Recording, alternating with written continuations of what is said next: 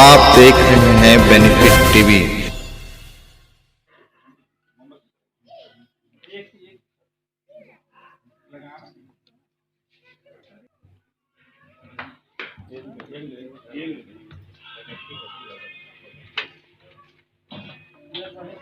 आप लोगों को अवगत करा देना चाहता हूँ कि कोई भी किसी भी कारण से किसी भी व्यक्ति को शोषित करता है, उत्प्रेरित करता है, जुर्म करता है, अत्याचार करता है, तो मानवाधिकार जन संरक्षण कार्यालय उनके आवेदन पर समस्या का निपटारा सर्वप्रथमतः सुलह के मार्ग के आधार पर कराते हैं।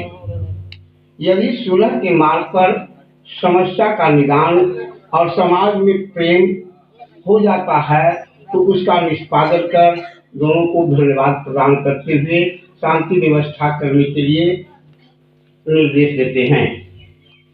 यदि कोई भी व्यक्ति अधिकारियों से शोषित किया जाता है, प्रतिनिधियों से शोषण किया जाता है, जैसे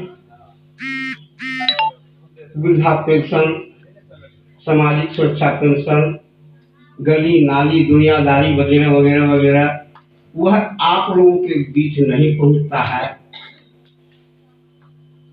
आवास नहीं मिलता है, आपसे ऊंचे ओहदा वाले आवास निर्माण करा लेते हैं और आप लोगों को आवास किसी भी लाभकारी योजना से वंचित रख दिया जाता है। उस समस्या आने पर मानवाधिकार जन संरक्षण कार्यालय अपने स्तर से आपको हक दिलाने का कार्य करेगी,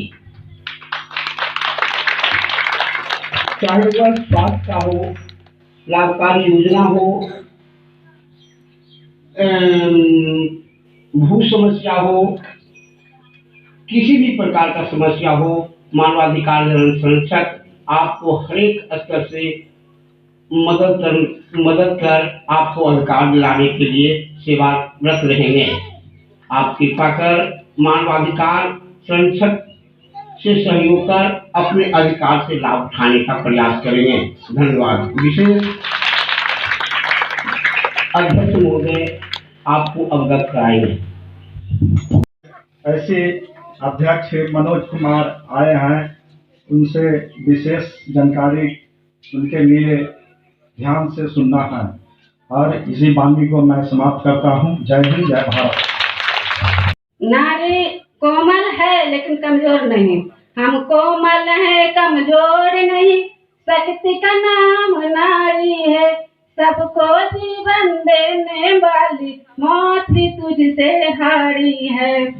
अपना हक छीन के ले लो। कहीं न कहीं शोषित वंचित पीड़ितों के अधिकार के लिए भी उस संविधान में समाहित किए और वह व्यक्ति, वह महामानव जिनका नाम है बाबा साहब भीमराव अंबेडकर। हमें लगता है कि हमारी माँ बहनें, हमारे भाइयों भी नहीं जानते हो कि बाबा साहब भीमराव अंबेडकर कौन है। बहुत लोग नहीं जानते होंगे, हम जानते हैं। जो लोग शिक्षा से अध्ययन कर लिए हैं और जान, वो आपके परिवार हैं, आपके समाज के हैं, जिन्होंने इस देश का कानून बनाया, संविधान बनाया, वो आपके लिए लड़ाई लड़े। उन्होंने एक बात और कहा था कि शिक्षित बनो, संगठित रहो और संघर्ष करो। यानी जब तक आप शिक्षित नहीं रहेंगे और संगठित नहीं रहेंगे तब तक आपका संघर्ष नहीं होगा। तो सबसे पहले आधी रोटी खाएंगे, बेटा बेटी को पढ़ाएंगे, यह भाव होना चाहिए हमारी माँ बहनों को विशेष रूप से। लेकिन पुरुष वर्ग काम करने चला जाता है, घर में हमारी माँ बहनें ही रहती हैं, तो बेटा और बेटी के पढ़ाने के लिए स्कूल भेजने का जो प्रयास, जो प्रयत्न होगा हमारी माँ बहनों के लिए। पढ़ेगा इंडिया तो बढ़ेगा इंडिया। यानी आपकी बेटा बेटी पढ़ेंगे तो निश्चित इस देश का विकास होगा और आपके बेटा देश विदेश में भी सेवा करेंगे। जब कोई जरूरी नहीं है कि नौकरी करने के लिए, जो पढ़ा हुआ व्यक्ति समाज में उठना बैठना सब जान जाता है, आदर करना सम्मान करना सब सीख जाता है।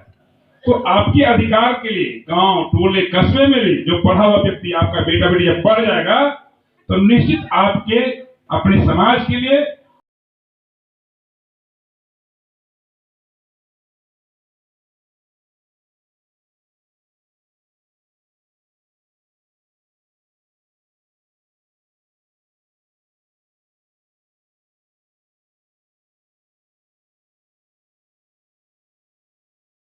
महिलाओं के ऊपर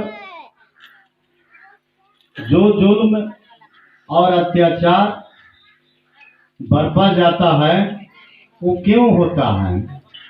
इसमें महिलाओं को किसी भी प्रकार का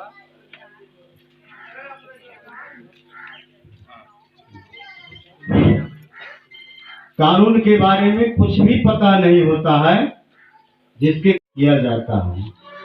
आप चाहे घरेलू हिंसा का शिकार हो जाइए, जैसे कोई भी महिला यदि किसी पुरुष के साथ उसका शादी विवाह होता है तो शादी में बड़े धूमधाम से गाजे बाजे के साथ शादी विवाह होता है, और शादी के 2 साल बाद, 2 महीना बाद, 3 महीना बाद उस लड़की के साथ में बहुत तरह के जाति किया जाता है। चाहे वो दहेज के मामले में प्रताड़ित किया जाता है, घर में सास बहू के बीच में झगड़ा होता है, ननद और भौजाई के साथ में झगड़ा होता है, बहुत तरह की समस्याएं हैं। और कभी कभी आप सुनते होंगे कि महिलाओं को गला दबा करके हत्या भी कर दी जाती है दहेज के कारण।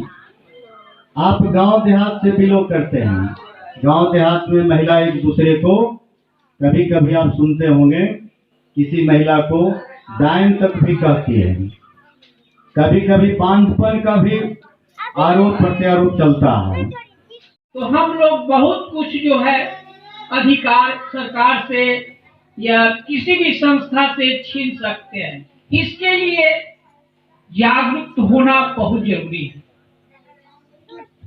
जागरूक होने के लिए एकता, आजकल तो देखते हैं महिला लोग बहुत से जागरूक हो चुके हैं। हम समझते हैं कि महिला चाहेगी तो बहुत कुछ कर सकती है।